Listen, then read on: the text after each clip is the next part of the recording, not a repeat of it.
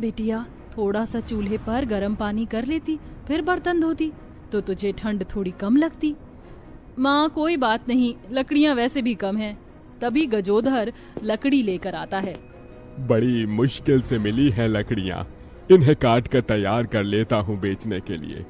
कोई बात नहीं पिताजी, थोड़े से ही बर्तन रह गए, जल्दी से धो लेती हूँ, फिर आप दोनों के लिए चाय बनाऊंगी। गजोधर जो लकड़ी लेकर आया होता है उनमें से छोटी छोटी लकड़ियाँ बीनकर वह पत्नी के लिए जला देता है, जिसके बाद वह ठंड में लकड़ियाँ काटने लगता है। तभी उसके घर के आंगन के बाहर से उसका दोस्त मिथुन जा रहा होता है। अरे गजोधर भाई, ठंड में कैसा चल रहा है सब कुछ? भगवान की दुआ से ठीक ठाक ही चल रहा है। मिथुन अंकल नमस्ते, काफी दिनों बाद आप दिख रहे हो और कमजोर भी लग रहे हो। अरे बस बिटिया, वैसे गजोधर भाई तेरी बेटी संस्कारी बहुत है, अच्छे घर में इसका रिश्ता करना। मिथुन ऐसा कहकर दिहाड़ी के लिए निकल जाता है। मिथुन भाई साहब बिल्कुल सही कह रहे हैं, हमारी बेटी अब शादी के लायक हो गई है। रेशमा, मैं जानता हूँ, मैं इसका पिता हूँ। मुझे नहीं पता होगा तो किसको पता होगा। दिन रात इस बारे में सोचकर मैं परेशान रहता हूँ। तुम्हें तो पता है घर के क्या हालात हैं। 2 वक्त का खाना भी हम सही से नहीं खा पाते हैं। बेटी की शादी कैसे करेंगे? अपनी बेटी की शादी के लिए पाई पाई जोड़नी होगी, क्योंकि हमारी इकलौती बेटी है। माँ, पिताजी, आप मेरी शादी को लेकर इतना परेशान क्यों हो रहे हो? अभी मैं आपके साथ हूँ, आपके पास हूँ, आपकी सेवा करना मेरा फर्ज है। बेटियां तो पराया धन होती हैं। बेटी, तुम भी पराया हो, एक दिन अपने ससुराल चली जाओगी। पिताजी, मैं आपका सहारा बनना चाहती हूँ, मत कीजिए मेरी शादी, मैं हमेशा आपके साथ ही रहूंगी। बहुत बड़ी हो गई है मेरी बेटी। चलो मैं चलता हूँ। गजोधर एक बोरे के अंदर खूब सारी लकड़ियां भर लेता है और उन्हें बेचने के लिए बाजार में पहुंच जाता है।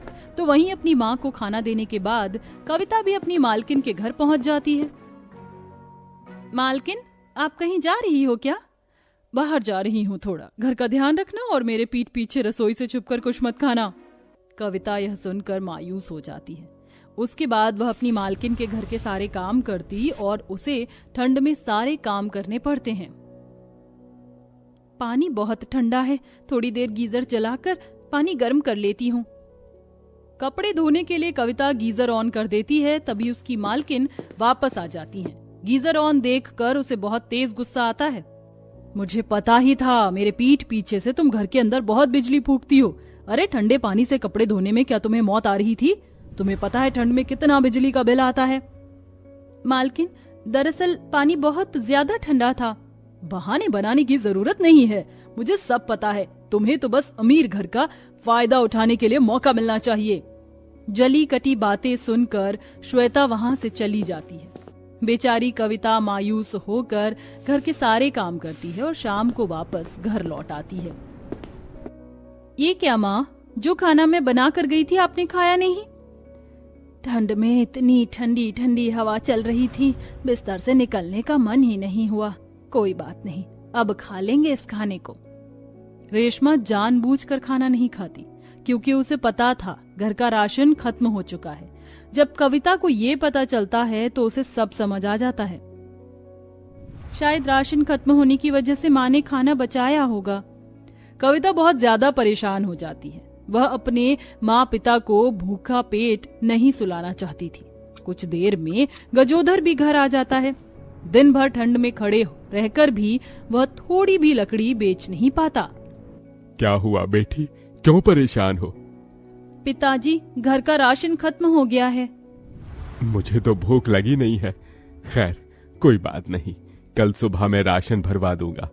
आज जैसे तैसे करके गुजारा कर लो। उस रात कविता बचा कुचा खाना खाकर अपने माता पिता के साथ ठंड में सोने की कोशिश करती है, लेकिन किसी को भी नींद नहीं आती।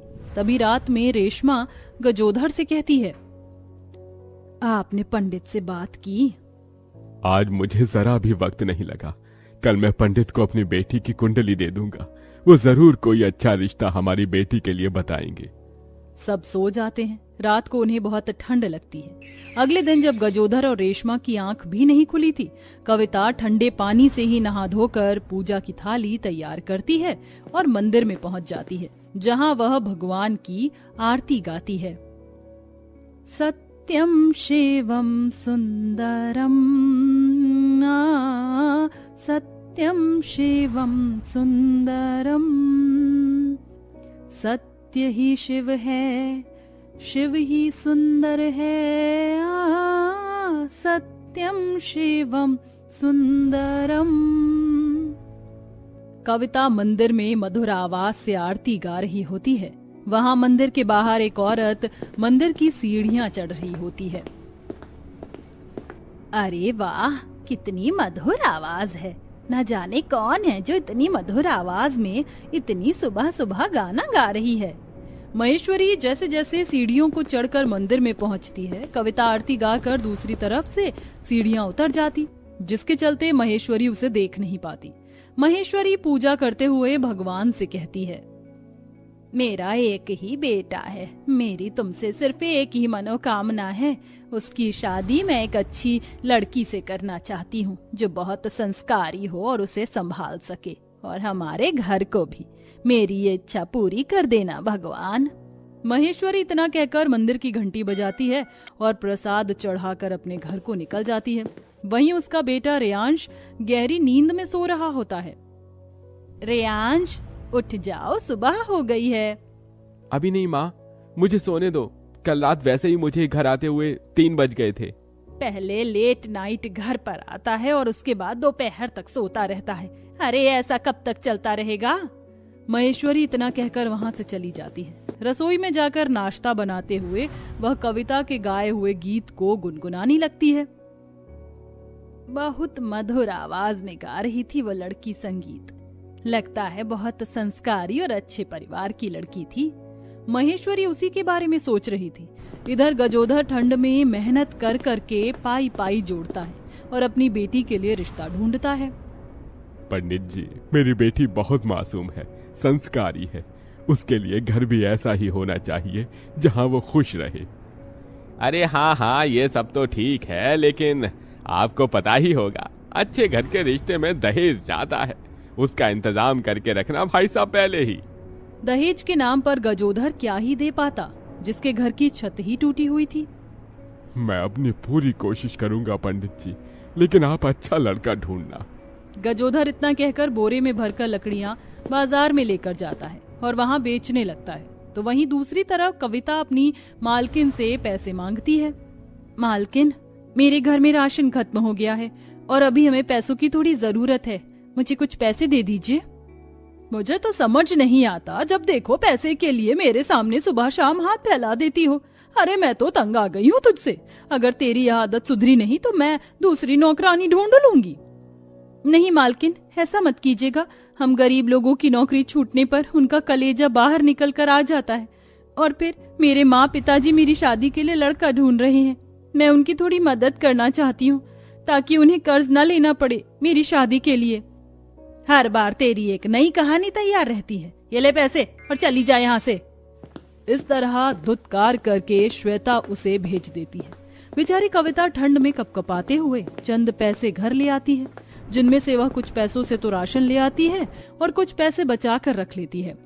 अगले दिन फिर से वह सुबह मंदिर में पूजा करते हुए आरती गाती है। इस बार महेश्वरी उसे देखने के लिए उससे पहले ही मंदिर पहुंच जाती है।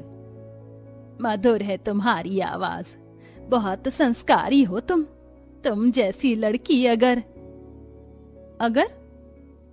की बात क्या? कुछ नहीं, मेरा बेटा मुझे लेने के लिए नीचे आया है। चलो मैं चलती हूँ। सीढ़ियों से उतरते हुए महेश्वरी के मन में कविता को लेकर उसे बहू बनाने का ख्याल आता रहता है। रोड पर रेयांश अपनी मॉडर्न गर्लफ्रेंड के साथ अपनी माँ का इंतजार कर रहा होता है। महेश्वरी ख्यालों में खोई हुई होती है, तभी एक ट्रक बहुत तेजी से उसकी तरफ आ रहा होता है। रेयांश अपनी माँ को बचाने के लिए भागता है, लेकिन उसकी मॉडर्न गर्लफ्रेंड वहीं खड़ी रह जाती है। उसके पहुंचने से पहले ही कविता भागते हुए महेश्वरी को बचा लेती है। माँ जी, आप ठीक तो है ना? आपको कुछ हुआ तो नहीं? नहीं, मुझे कुछ नहीं हुआ। मेरी जान बचाने के लिए शुक्रिया। माँ, आपको ध्यान रखना चाहिए। कहाँ ध्यान होता है आपका? चलो घर। रेयांश अपनी माँ को घर ले आता है, जिसके बाद वह अपनी मॉडर्न गर्लफ्रेंड से भी ब्रेकअप कर लेता है। तभी उसकी माँ उसके पास आती है। मैं तुझसे कुछ बात करना चाहती हूँ। जिस लड़की ने मेरी जान बचाई थी, दरअसल वह लड़की मुझे बहुत पसंद है, बहुत संस्कारी है। मैंने पता लगाया था, वो बहुत गरीब भी है। मैं उसे घर की बहू बनाना चाहती हूँ। तेरे लिए बहुत सही है, तेरा बहुत ख्याल रखेगी और इस घर को भी संभालेगी। इस बार रेयांश अपनी माँ की बात मान लेता है और शादी के लिए तैयार हो जाता है, जिसके बाद महेश्वरी रिश्ता लेकर कविता के घर पहुंच जाती है, जहां पहले से ही उसका रिश्ता लेकर कुछ लोग आए हुए थे।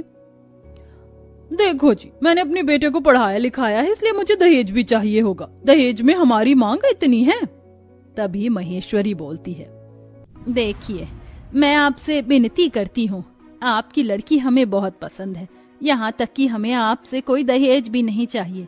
आप मेरे बेटे रेयांश से अपनी बेटी का रिश्ता तय कर दीजिए। महेश्वरी बहुत अमीर औरत थी, उसे हर कोई जानता था। जैसे ही सावित्री उसे देखती है, वह चुपचाप वहां से चली जाती है, जिसके बाद गरीब माता पिता अपनी बेटी का रिश्ता महेश्वरी के बेटे से कर देते हैं। महेश्वरी शादी का सारा खर्चा खुद उठाती है और धूमधाम से गरीब परिवार की बेटी की शादी करके उसे अपने अमीर घर में ले आती है, जहां कविता खुशी से रहने लगती है।